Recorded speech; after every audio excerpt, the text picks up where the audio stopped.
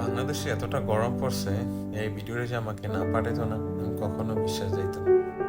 এই ভিডিওটা আমার এক প্রিয় মানুষ আমাকে পাঠাইছে, বলতেছে দেখো বাংলাদেশে কতটা গরম। আমি দেখে তো অবাক যে একটি কড়াইয়ের মধ্যে কিছুটা তেল কিছুক্ষণ রাখার পরে একটা ডিম বাজি হচ্ছে। কতটা তীব্র হলে রোদের তাপমাত্রা যে একটা ডিম বাজি হয়। দেখুন, ডিমটা দেওয়ার সাথে সাথেই ডিমের কালারটা চেঞ্জ হয়ে গেছে। আল্লাহু আকবার, কতটা তীব্র রোদের পাওয়ার! আমি তো দেখে অবাক। দেখতেছেন যে কি সুন্দর লবণও দিচ্ছে সেই সাদা করে। একটা ভালো হয়েছে যে যাদের বাসায় গ্যাস নাই তারা এভাবে আপনারা চেষ্টা করতে পারেন রান্না করার জন্য।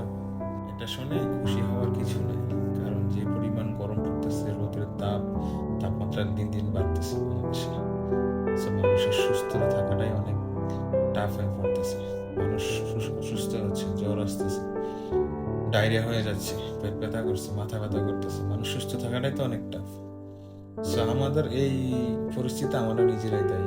আমরা যে পরিমাণ গাছ কাটতেছি, গাছ কেটে ফেলছি, তাতে আমাদের যে অক্সিজেনের ঘাটতি পড়তেছে, তাপমাত্রা বৃদ্ধি পাচ্ছে।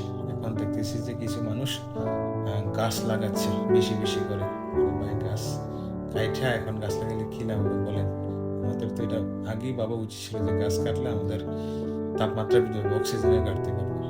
সো যারা এখন গাছ লাগাচ্ছেন কোনো লাভ হবে না, কারণ এখন গাছের সিজন না। দেখতেছি যে মানে গাছ লাগিয়ে ছবি দিচ্ছে মানুষ ফেসবুকে।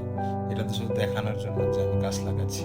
এখন এই গাছটিকে লাগালে গাছ বাঁচবে না, কারণ বর্ষার সিজনে যদি গাছ লাগান সেই গাছ বাঁচবে। আমরা এখন একটাই করতে পারি আমাদের সুস্থতার জন্য, আমরা বেশি বেশি পানি পান করি, নিজের প্রতি যত্ন।